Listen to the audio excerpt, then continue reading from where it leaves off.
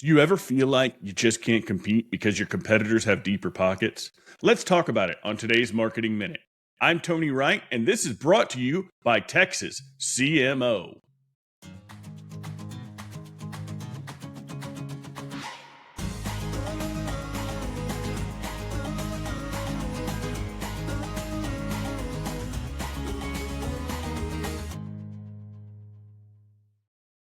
Here's the truth nobody's telling you.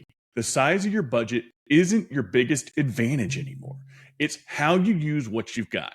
Right now, businesses are throwing millions into marketing, paying for expensive agencies, dumping money into generic ad campaigns, and spinning their wheels on strategies that worked 5 years ago but barely move the needle today. Meanwhile, yes, you could be running circles around by using AI the right way. AI lets you do what they can't. Out-research them.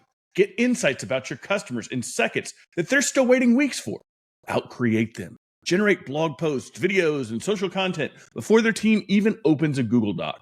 You can also out-optimize them. Test the ads, headlines, and offers on the fly while they're still stuck in approval chains.